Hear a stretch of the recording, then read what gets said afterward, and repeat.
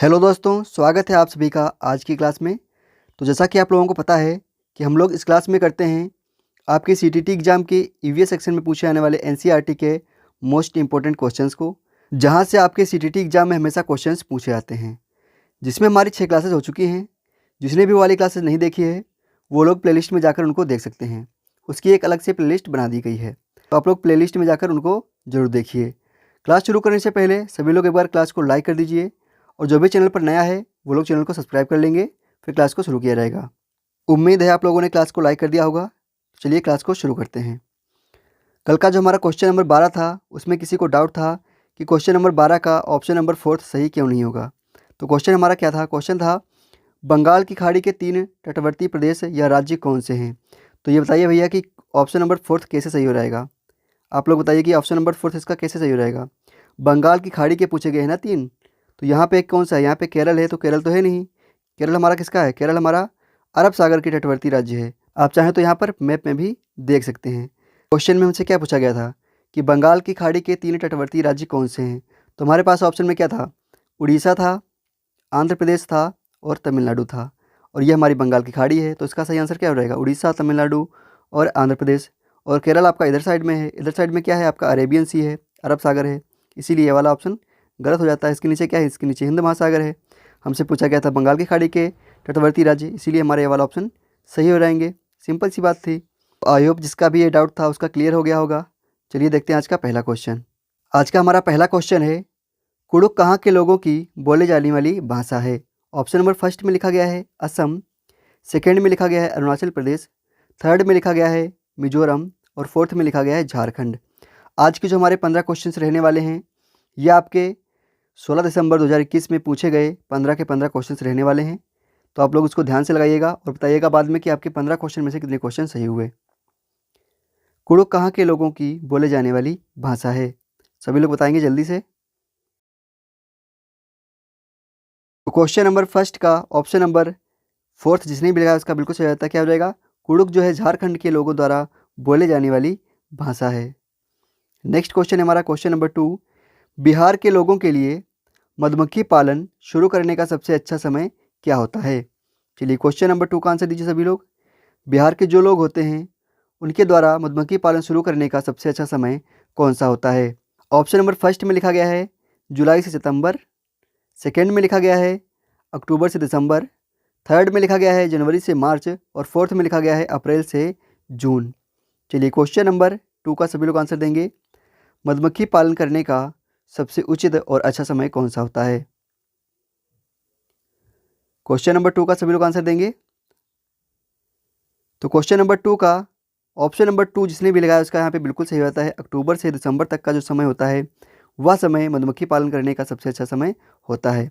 और इसी समय पर लीची के फूल भी खिलते हैं, और लीची के फूल जो होते हैं वह मधुमक्खियों को अत्यधिक लुभाते हैं या फिर अच्छे लगते हैं। तो इसका आंसर नंबर 2 बिल्कुल सही होता है। चलिए देखते हैं अपना नेक्स्ट क्वेश्चन। नेक्स्ट क्वेश्चन है हमारा क्वेश्चन नंबर 3, वेलक्रो का उपयोग कई चीज़ों को आपस में चिपकाने के लिए किया जाता है। निम्नलिखित में से किसने प्रकृति से प्रेरणा लेकर वेलक्रो को बनाया था? चलिए क्वेश्चन नंबर 3 का आंसर दीजिएगा। वेलक्रो क्या होता है? आप लोगों ने देखा होगा जो पहले सैंडल वगैरह आती थी उसमें जो काला काला लगा होता था, जिसमें छोटे छोटे हुक जैसे बने होते थे, जिसको हम लोग चिपकाते थे, चुर चुर की आवाज़ आती थी। चिपकाने छुटाने पे कैसी आवाज़ आती थी? चुर चुर की आवाज़ आती थी। उसी को बोलते हैं वेलक्रो। जो छोटे छोटे काले काले टाइनी हुक होते थे छोटे छोटे से, उसी को बोला जाता है वेलक्रो। तो इसका प्रयोग किसने किया था ये आप लोगों को बताना है। वेलक्रो का प्रयोग किसने किया था? क्वेश्चन नंबर 3 का आंसर देंगे सभी लोग। तो क्वेश्चन नंबर 3 का आंसर नंबर 3 यहाँ पे जिसने भी लगाया उसका बिल्कुल सही होता है। जॉर्ज मेस्ट्रेल द्वारा वेलक्रो का प्रयोग किया गया था।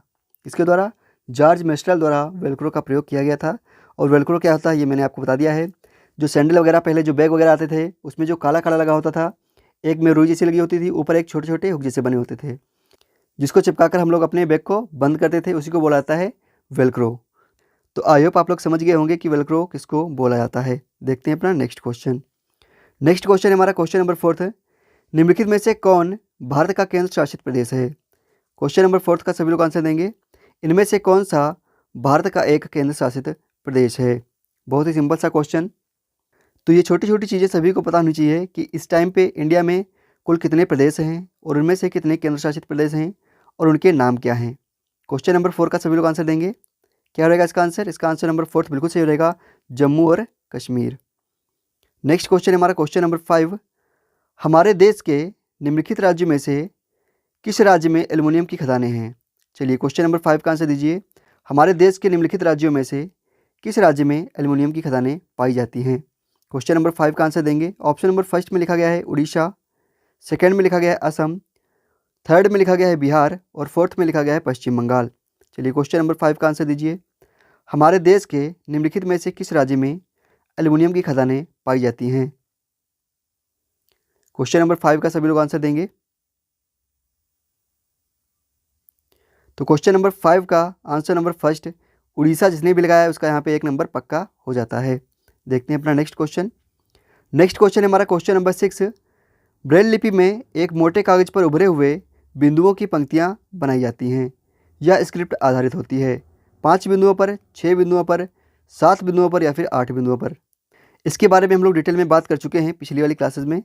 अगर आप लोगों ने वाली क्लासेस देखी होगी तो आपको पता होगा कि जो ब्रेल लिपि होती है वह कितने बिंदुओं पर आधारित होती है। क्वेश्चन नंबर 6 का आंसर दीजिए सभी लोग। क्या हो रहेगा इसका आंसर? इसका आंसर नंबर सेकेंड वाला बिल्कुल सही हो रहेगा। 6 बिंदुओं पर आधारित होती है ब्रेल लिपि, 6 डॉट पर आधारित होती है ब्रेल लिपि। ब्रेल लिपि का आविष्कार किसने किया था ये आप सभी लोग बताएंगे नीचे कमेंट बॉक्स में। ब्रेल लिपि का आविष्कार किसके द्वारा किया गया था? नेक्स्ट क्वेश्चन है हमारा क्वेश्चन नंबर 7। प्याज की फसल उगाने के लिए कई तरह के कार्य करने होते हैं। निम्नलिखित चरणों पर विचार करें और उस विकल्प का चयन करें जिसमें ये चरण सही क्रम में दिए गए हैं। अब पहले विकल्प में लिखा गया है मिट्टी को ढीला करने के लिए खुदाई करना। दूसरे विकल्प में लिखा गया है प्याज के ऊपर से सूखे पत्ते को काटना। तीसरे विकल्प में लिखा गया है बीजों की बुआई करना। चौथे विकल्प में लिखा गया है खरपतवार को हटाना और पांचवें विकल्प में लिखा गया है प्याज को उखाड़ कर निकालना। चलिए सभी लोग इसको सही क्रम में लगाइए, फिर इसका आंसर बताइए कि इनमें से कौन सा इसका आंसर सही हो रहेगा। सभी लोग उसको सही क्रम में लगाएंगे फिर बताइएगा। क्वेश्चन नंबर 7 का आंसर सभी लोग आराम से दीजिए।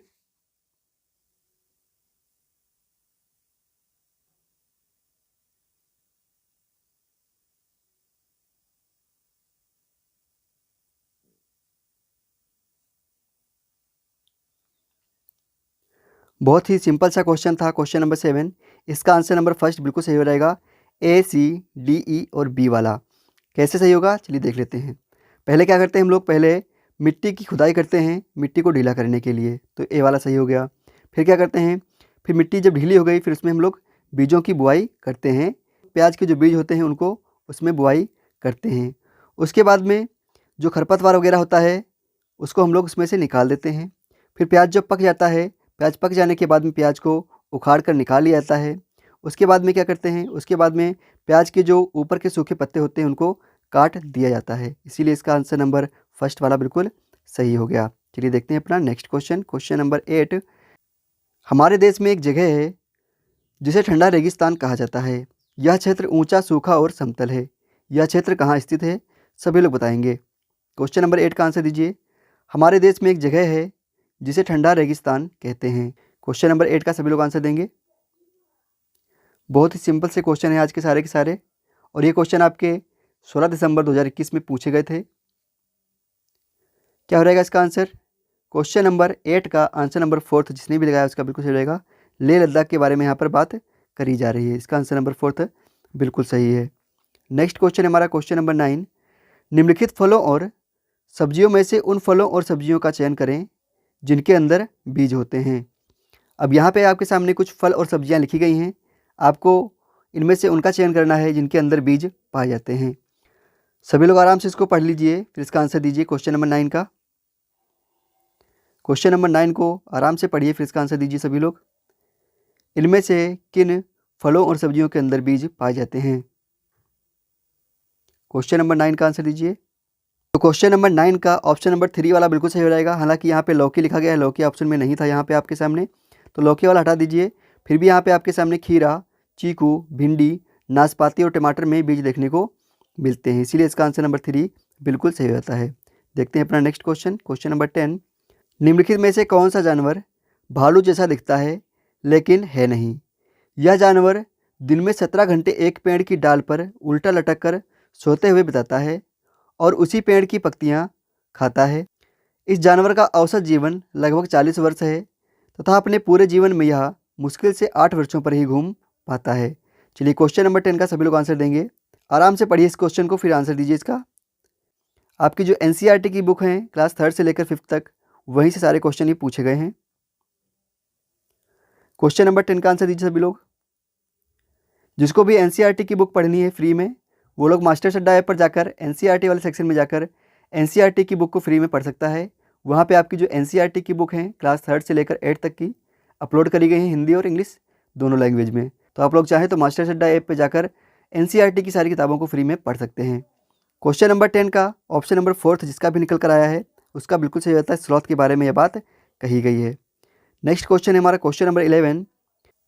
कॉलम फर्स्ट के स्थानों को कॉलम सेकेंड में दिए गए उस स्थान के अधिकांश गांव में पाए जाने वाले सामान्य घरों के सही विवरण के साथ सम्मिलित कीजिए।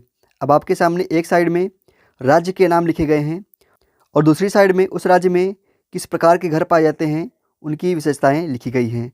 तो आप लोगों को बताना है कि किस राज्य में किस प्रकार के घर पाए जाते हैं। इनको यहाँ पे आप लोगों को मैच करना है। फिर यहाँ पे आपके सामने नीचे ऑप्शन दिए गए हैं, इनमें से आपको छांटना है कि कौन सा ऑप्शन सही हो रहेगा। क्वेश्चन नंबर 11 का ध्यान से पढ़कर सभी लोग आंसर देंगे। बहुत ही वीआईपी क्वेश्चन है। यहाँ से आपके सीटीटी एग्जाम में 1-2 क्वेश्चन हमेशा पूछे जाते हैं। क्वेश्चन नंबर 11 सही से पढ़िए, फिर इसका आंसर दीजिए।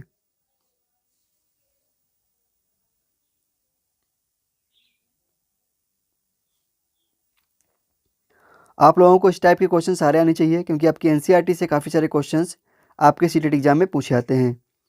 तो क्वेश्चन नंबर 11 का जिसका भी आंसर नंबर 3rd वाला आ रहा है उसका यहाँ पे सही है। कैसे सही है एक बार देख लेते हैं। असम में किस प्रकार के घर पाए जाते हैं? हमें पता है असम में बांस के खम्भों पर बने ऊंचे मकान पाए जाते हैं। तो फर्स्ट वाले का कौन सा सही हो गया? फर्स्ट वाले का 3rd वाला सही हो गया। सेकेंड ऑप्शन हमारा है लद्दाख। लद्दाख में कैसे घर पाए जाते हैं? लद्दाख में लकड़ी के फर्श और लकड़ी की सपाट छत वाले पत्थर से बने मकान पाए जाते हैं। तो उसका सेकेंड वाला यहाँ पे बिल्कुल सही हो गया। फिर कौन सा है? तीसरा है हमारा मनाली। मनाली में ढलवा छत वाले पत्थर और लकड़ी से बने मकान पाए जाते हैं। तो तीसरे का पहला यहाँ पे सही हो गया। अब हमारे पास में एक बचा और ऑप्शन हमारे पास में कितने बचे? 2, जिसमें से बर्फ़ के इग्लू घर यहाँ पे होगा नहीं राजस्थान में, ठीक है। तो ये वाला कट गया। कौन सा हो गया इसका? इसका हो गया ये वाला 5 वाला। कौन सा? कटीली झाड़ियों की छतों वाले मिट्टी के घर। इसीलिए इसका आंसर नंबर 3rd यहाँ पे बिल्कुल सही है। चलिए देखते हैं अपना नेक्स्ट क्वेश्चन। क्वेश्चन नंबर 12 है। हमारी पृथ्वी ग्लोब की तरह गोल है। वास्तव में पृथ्वी पर कोई ऊपर या नीचे नहीं है, यह सिर्फ सापेक्ष है। हम भारत के लोग वास्तव में पृथ्वी के सतह पर नीचे दिए गए जिस देश के लोगों के सापेक्ष उल्टे खड़े हैं वह देश कौन सा है? चलिए क्वेश्चन नंबर 12 का सभी लोग आंसर देंगे। बहुत ही सिंपल सा और अच्छा सा क्वेश्चन है। क्वेश्चन नंबर 12 का आंसर दीजिए। हम लोग जो है किस देश के लोगों के सापेक्ष बिल्कुल उल्टे खड़े हुए हैं? क्वेश्चन नंबर 12 का आंसर दीजिए सभी लोग। ऑप्शन नंबर फर्स्ट है अल्जीरिया, सेकेंड है अर्जेंटीना, 3rd है ऑस्ट्रेलिया और 4th है ऑस्ट्रिया। चलिए क्वेश्चन नंबर 12 का सभी लोग आंसर देंगे सही से। क्वेश्चन नंबर 12 का आंसर क्या हो रहेगा? अर्जेंटीना के सापेक्ष हम लोग बिल्कुल उल्टे खड़े हुए हैं। तो क्वेश्चन नंबर 12 का ऑप्शन नंबर सेकेंड बिल्कुल सही हो जाता है। नेक्स्ट क्वेश्चन है हमारा क्वेश्चन नंबर 13 है। एक किसान अपने खेतों से अधिक उपज प्राप्त करने के लिए बार बार धान की फसल उगा रहा है और अधिक उर्वरक और कीटनाशकों का प्रयोग कर रहा है। इस अभ्यास से उसके खेत की मृदा या मिट्टी कैसी बन जाएगी? सेम ऐसा ही क्वेश्चन हम लोगों ने कल किया था। तो बताइए जल्दी से इसका आंसर क्या हो रहेगा? सेम क्वेश्चन हम लोगों ने कल किया था। क्वेश्चन नंबर 13 का आंसर क्या हो रहेगा? ऑप्शन नंबर फर्स्ट में लिखा गया है केवल धान की फसलों के लिए अधिक उपयोगी होगी। सेकंड में लिखा गया है अन्य फसलों के लिए भी उपजाऊ हो जाएगी। 3rd में लिखा गया है जुताई और बीज बोने के लिए उपयुक्त होगी। और 4th में लिखा गया है अंततः किसी भी फसल को उगाने के लिए अनुपयुक्त हो जाएगी। क्वेश्चन नंबर 13 का सभी लोग आंसर देंगे सही से। एक ही खेत में बार बार एक ही प्रकार की फसल करने से और ज़्यादा उर्वरक और कीटनाशकों का प्रयोग करने से वहाँ की जो मृदा या मिट्टी होती है वह बंजर बन जाती है, जिससे अंततः किसी भी फसल उगाने के लिए वह मिट्टी जो होगी वह अनुपयुक्त या फिर अनुपयोगी हो जाएगी। इसीलिए इसका आंसर नंबर 4th बिल्कुल सही है। देखते हैं अपना नेक्स्ट क्वेश्चन। क्वेश्चन नंबर 14 है। निम्नलिखित में से कौन सा सेट एनसीएफ 2005 द्वारा निर्धारित ईवीएस पाठ्यक्रम में सुझाए गए 6 विषय में से 4 का सही प्रतिनिधित्व करता है। चलिए क्वेश्चन नंबर 14 का आंसर दीजिए। पहले ऑप्शन में लिखा गया है पौधे, पशु, परिवार और भोजन और सामग्री। दूसरे में लिखा गया है परिवार और दोस्त, खाना, पानी और यात्रा। तीसरे में लिखा गया है वह चीज़ें जो हम बनाते हैं और करते हैं, भोजन, सामग्री और पौधे। और चौथे में लिखा गया है काम और खेल, भोजन, सामग्री और यात्रा। यहाँ पर आपकी जो ईवीएस की 6 थीम है उनमें से जो आपकी मेन थीम है उनके बारे में बात यहाँ पे करी गई है। क्वेश्चन नंबर 14 का सभी लोग आंसर देंगे। आपकी जो ईवीएस में 6 थीम है उनमें से जो 6 थीम है उनके बारे में यहाँ पे पूछा गया है।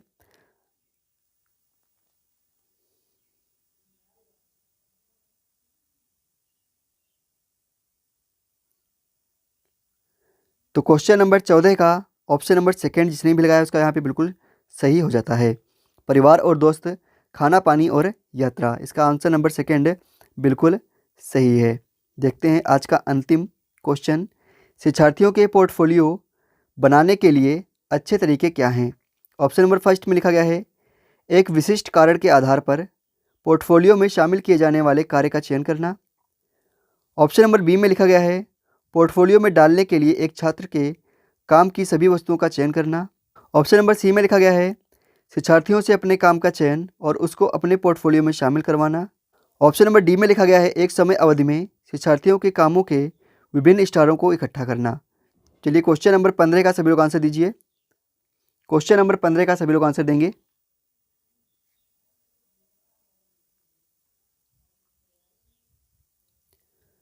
तो क्वेश्चन नंबर 15 का ऑप्शन नंबर फोर्थ वाला यहाँ पे बिल्कुल सही होता है, ए, सी और डी वाला। तो ये थे आज के हमारे 15 क्वेश्चंस। अब आप सभी लोगों को बताना है कि आपके 15 क्वेश्चन में से कितने क्वेश्चन सही हुए हैं। सभी लोग नीचे लिख के बताएंगे कि आपके 15 क्वेश्चन में से कितने क्वेश्चन सही हुए हैं। मैं आप सभी लोगों के कमेंट पढ़ रहा हूँ, आप लोग सभी लोग लिख के बताएंगे कि आपके 15 क्वेश्चन में से कितने क्वेश्चन सही हुए हैं। सभी लोग जल्दी से लिखिए कि आपके आज के 15 क्वेश्चन में से कितने क्वेश्चन सही हुए हैं। और जिसने भी अभी तक वीडियो को लाइक नहीं किया है वो लोग वीडियो को लाइक करने के साथ साथ में इस वीडियो को अपने उन फ्रेंड्स के पास में शेयर कर दीजिए जो लोग सीटीटी एग्ज़ाम की तैयारी कर रहे हों। तो जिसके भी 12+ सही हो रहे हैं उसका बहुत ही अच्छा स्कोर रहा है। जिसके उससे नीचे सही हुए हैं उसको और मेहनत करने की ज़रूरत है, क्योंकि आज के क्वेश्चन जो थे वह बहुत ही ईजी थे, इसीलिए आपके 12+ नंबर आने चाहिए। हम लोग जल्द ही यहीं पर आपके जो सीटीटी एग्ज़ाम में एनसीईआरटी के क्वेश्चन पूछे जाते हैं वहाँ से रिलेटेड जो पॉइंट बनते हैं उससे रिलेटेड जो भी थ्योरी रहती है वह डिस्कशन करने वाले हैं। तो आप लोग बताइए कि उसको कब से शुरू किया जाए। सभी लोग कमेंट करके बताइए कि जो एनसीईआरटी की थ्योरी है उसको कब से शुरू किया जाए। उम्मीद है आज की क्लास आप लोगों को अच्छी लगी होगी। मिलते हैं आप लोगों को नेक्स्ट वीडियो में, तब तक के लिए जय हिंद, जय भारत।